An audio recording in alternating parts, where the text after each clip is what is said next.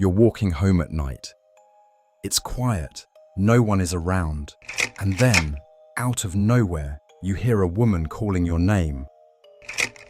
Most people would turn around instantly. But in Indonesia, they'll tell you that's the worst mistake you could ever make.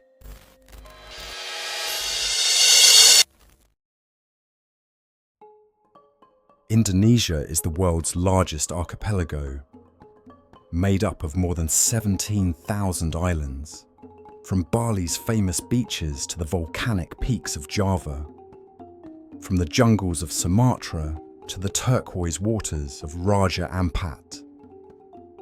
Every part of the country feels like a world of its own. With over 270 million people, it's the fourth most populated nation on Earth. The culture is just as diverse, with hundreds of ethnic groups and more than 700 local languages, all tied together by Bahasa Indonesia as the national language. Jakarta, the capital, is one of the busiest cities in Asia, with skyscrapers, traffic jams, and food stalls packed into every corner. At the same time, you'll find rice terraces in Bali, ancient temples like Borobudur and Prambanan. It's a country of breathtaking beauty, rich traditions, and vibrant modern life, all spread across islands that stretch wider than the distance from New York to London. One of the most famous stories linked to the Kuntilanak actually gave birth to a city's name, and that city is Pontianak, in West Kalimantan, on the island of Borneo. The story goes back to the late 1700s, when a man named Syarif Abdurrahman al-Qadri set out to establish a new settlement along the Kapuas River. This wasn't just some small village. He wanted to build a trading hub, a place that would grow into something big. Al-Qadri wasn't just anyone. He was the son of an Arab cleric who had settled in Borneo, and he carried strong Islamic teachings with him. When he founded the Pontianak Sultanate in 1771, he blended politics, religion, and trade. His leadership gave the city both spiritual authority and commercial power, making him remembered as both a respected ruler and a religious figure. Locals warned him the forest was haunted. People claimed they kept hearing a woman crying at night, sometimes laughing, sometimes screaming. Workers said they felt followed while cutting trees, and that shadows moved between the branches even when no one was there. Many believed it was the Kuntilanak, restless and angry, making it clear she didn't want anyone disturbing her territory. The workers became so terrified that some refused to keep going, and this is where the story gets interesting. To calm everyone's fears, Syarif Abdurrahman supposedly ordered cannons to be fired into the forest. The idea was simple: scare away the spirit with noise and firepower. And according to legend, it worked. The disturbances stopped long enough for the settlement to continue. From that moment on, the place became known as Pontianak, named after the ghost who had tried to keep humans out. The name itself is telling. Ponti means a river or crossing, and Anak means child. Many believe it refers to the child who never lived, the baby whose mother became a bridge between the living and the spirit world. In other parts of Indonesia, the ghost is usually called Kuntilanak, but in West Kalimantan and neighbouring Malaysia, the local word Pontianak became more common. And here's the part you can still check out today. The city kept the tradition of firing cannons. During Ramadan, Pontianak residents build bamboo cannons called Meriam Karbit, and fire them at night, filling the air with thunderous echoes.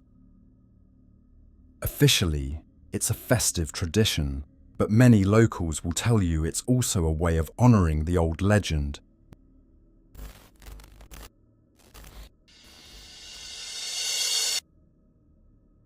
The Kuntilanak is the spirit of a woman who passed away during childbirth.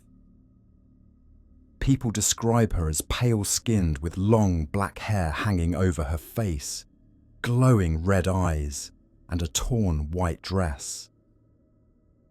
At first, she might look like a stranger standing in the shadows, but there's something deeply wrong about her presence, something that makes your skin crawl the moment you notice her. Her real danger isn't just how she looks.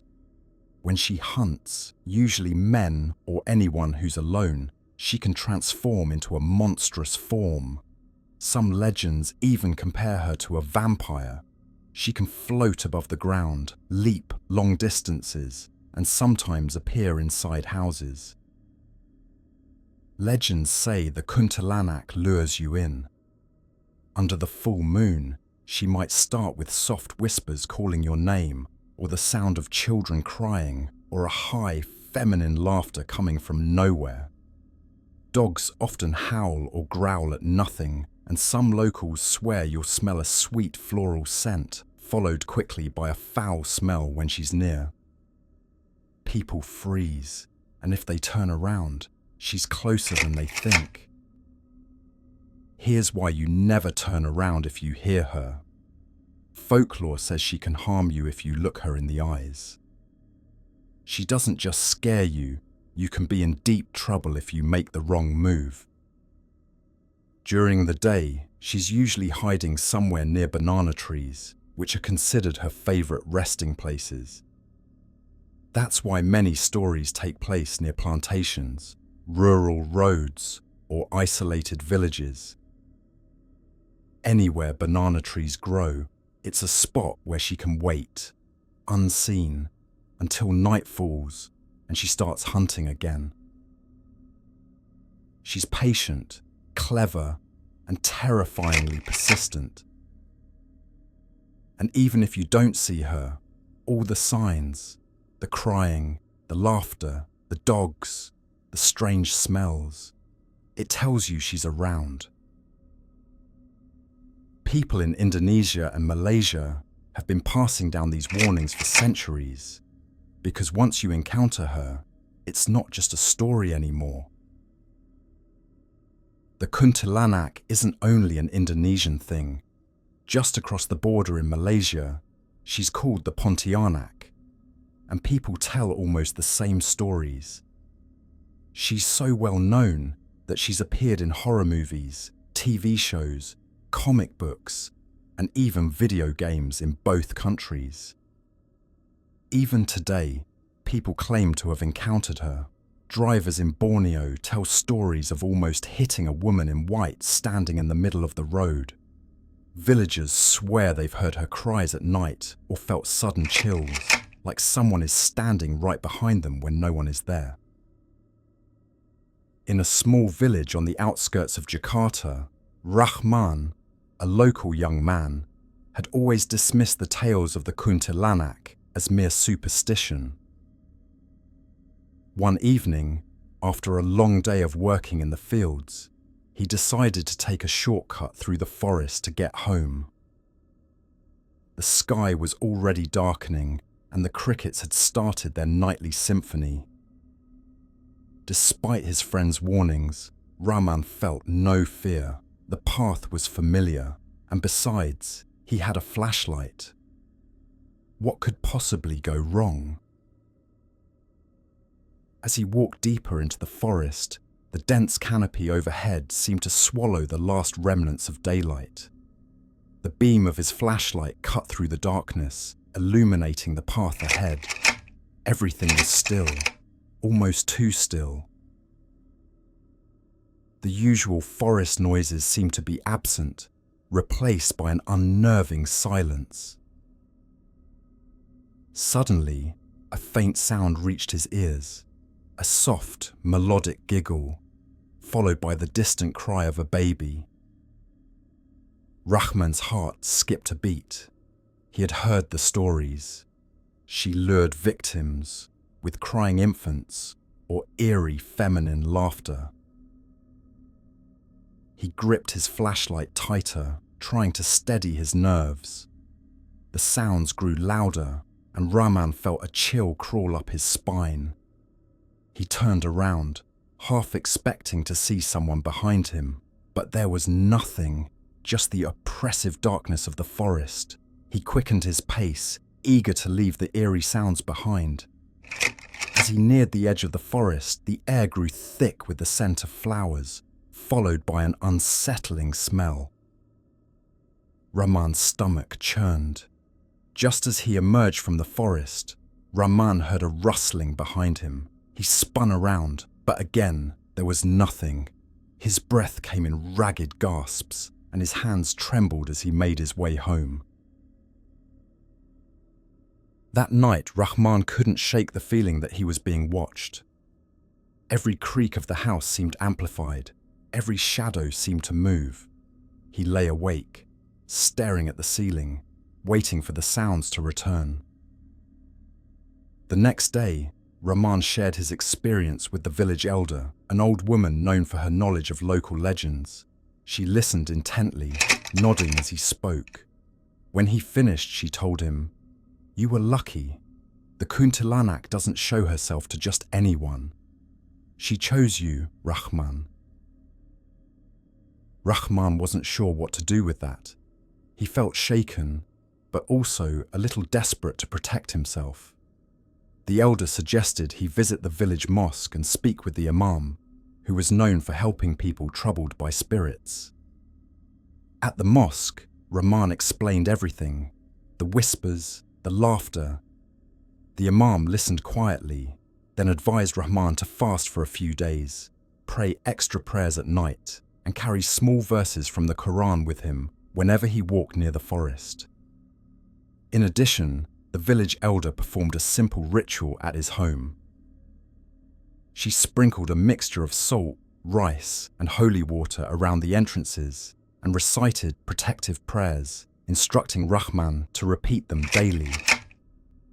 "These are small steps," she said, "but they remind the spirits that you are protected." Rahman followed their advice faithfully. At first, he felt a strange mix of fear and relief, wondering if these rituals were really working or if he was just imagining it. Slowly, the nighttime chills and whispers stopped, and the eerie sense of being watched faded. The experience had left a permanent mark, blending the old tales of spirits with the spiritual practices of his faith. From that day on, Rahman never took the forest path again.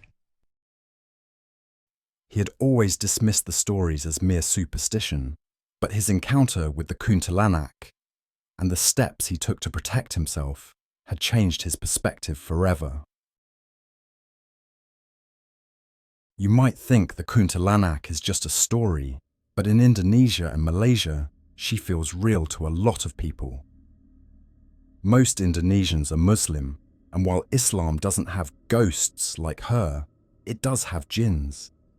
Beings created from smokeless fire that live in a parallel world to humans. They can be mischievous, protective, or even dangerous. Some jinn interact with humans, sometimes for no reason at all, and sometimes to test or warn them. That makes the idea of an invisible spirit like the Kuntilanak feel plausible. Villagers often combine prayers, Quranic verses, and rituals from elders to protect themselves if they feel something unusual nearby. Some imams explain these encounters as tests or warnings, a way for unseen forces to push people to pay attention, stay safe, or practice caution. And then there is the way our brains play tricks on us. Walking alone at night with banana trees lining the pathway, any creak of leaves, distant howling dog, or whimper, no matter the distance, sounds like something pursuing you. If you grew up hearing stories of the Kuntilanak, your mind is already primed to notice such signs. And then, what amount of shadows or wind becomes significant, which is why even adults who know about science sometimes swear they've seen her or felt she was around anyway. The thing is, fear is not the only origin of belief. It is experience, upbringing, and belief all combined. You are instructed to be respectful to the unseen, to pray, to stay away from where it happens at night. That respect heightens your senses, and every small deviation is suddenly like evidence that something exists there. And since the Kuntilanak legend has been passed down over generations, it's not only a legend, it's part of how people walk in the world, a warning to be cautious and vigilant. And whether or not you believe in the Kuntilanak, respect for the unknown and being vigilant never hurt anyone. Thanks so much for sticking around and listening to this story. If you enjoyed it, don't forget to like, share, and subscribe for more chilling tales from across Asia. And as always, wherever you are, stay safe, stay curious.